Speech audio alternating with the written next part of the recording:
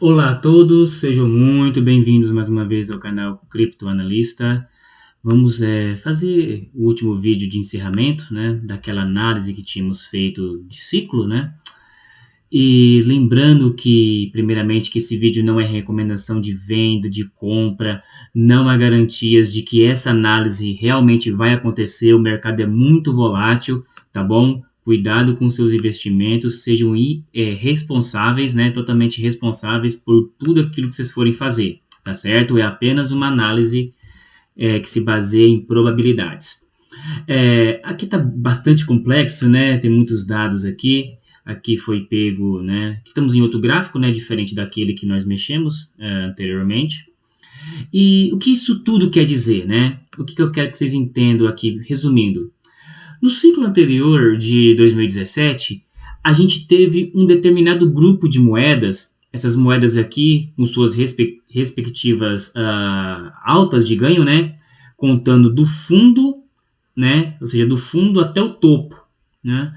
Eram moedas de determinada, vamos dizer assim, entre aspas, paridade com o BTC, querendo trazer uma maior escalabilidade para o BTC, né? Esse era o objetivo, certas reservas de valor, só que o BTC, como era muito lento, taxas caras, então essas moedas também tinham esse propósito, né? E elas tiveram uma grande alta, porém cada uma teve uma alta diferente da outra, né? Nesse ciclo de 2021, essas mesmas moedas aqui, elas não tiveram as mesmas altas, né? Tiveram uma alta bem expressiva também, mas não tanto. Já foi a vez de outro grupo de moedas. Essas moedas aqui, que grupos são? São moedas mais voltadas para solucionar problemas de taxas da Ethereum, para contratos inteligentes, desenvolvimento de aplicações e muitas outras coisas. Essas moedas em geral, elas tiveram um aumento muito grande nesse gráfico aqui, né? Perdão, nesse gráfico que está mostrando, apenas está constando do rompimento ao topo, né? Ou seja, assim que o BTC rompeu, essas moedas tiveram esses respectivos ganhos em potencial. Umas foram mais, como 5.000 da Solana, outras um pouco menos, como 1.771 da BNB, né? Do fundo ao topo, elas teriam muito mais. Tá vendo aqui? Essas mesmas moedas que estão aqui embaixo do outro ciclo, observe, elas neste ciclo daqui, elas fizeram bem menos potencial, né? A Litecoin tinha feito 10.000, mais de 10.000, por exemplo, e deu 1.500 apenas, tá? Mas enfim, de maneira geral, todas tiveram grande alta. O que será agora desse próximo ciclo? Será as moedas que têm alguma coisa a ver com inteligência artificial? Será que serão moedas pela tecnologia inovadora da Web3, 4?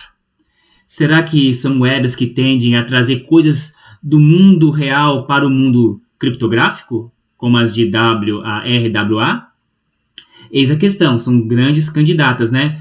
O que eu quero dizer é que possivelmente o grupo de moedas que vão dar as maiores altas vão ser totalmente diferentes, possivelmente, dessa daqui. A Solana, embora tenha todas as características de que vai romper esse topo histórico, talvez a alta dela em porcentagem não seja a mesma, né? Quanto maior o valor da moeda, menos porcentagem ela acaba dando. O BTC, por exemplo, nesse último ciclo, fez apenas 241%, que já foi muito grande. Finalizando aqui para vocês, toda essa análise dessas moedas foram feitas com base em uma média, né? Não temos como saber topo, mas é possível a gente identificar o fundo e a partir do fundo tentar fazer uma estimativa de quantos porcentos em média temos do fundo ao topo. Ou seja, né, como foi no ciclo passado, desse fundo até o topo. Seria essa porcentagem aqui, eu vou fazer no Bitcoin, mas nós vamos fazer nas altcoins, né? Vamos lá, fazendo toda essa estimativa aqui desses cálculos, chegamos a uma média de 3.800%. Peguei uma moeda aqui de exemplo, essa daqui, a Lina, tá bom? Nesse gráfico que eu estou aqui, né, o da Gate, a Lina chegou a um máximo de 34 centavos de dólares. Eu não sei se ela vai romper esse topo, né? Eu não sei, mas eu sei que até que se prove o contrário, o fundo dela é duas casas de 0,4861, né?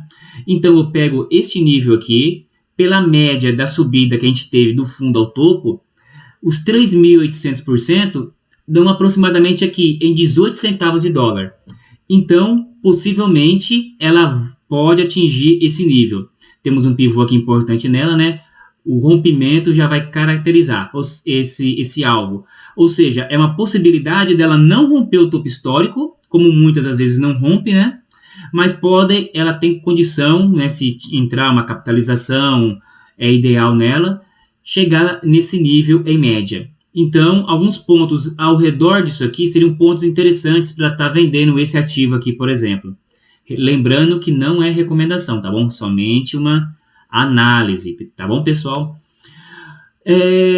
Se, por exemplo, após o rompimento, aqui a gente percebe que muitas moedas dão 1.000, 2.000, 5.000% após o rompimento, como vimos anteriormente. Mas vamos colocar uma mínima que seja igual ao do Bitcoin. Né? O Bitcoin ele rompeu após o rompimento dele, né, do topo anterior, de 2017, ele rompeu 249%.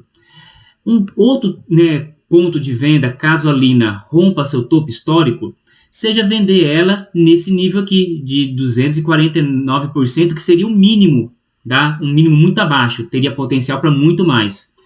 $1,17.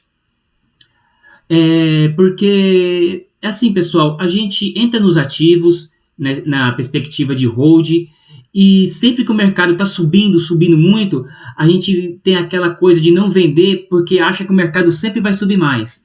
O ideal não é isso, é fazer análise e tentar identificar possíveis zonas de venda, porque não temos bola de cristal para saber o futuro e nem saber se os investidores terão a iniciativa de jogar esse ativo para muito mais além do que aquilo que imaginamos.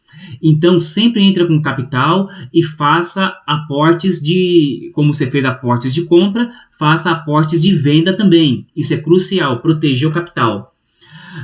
No próximo vídeo, vamos trazer com mais detalhes algumas estratégias de venda.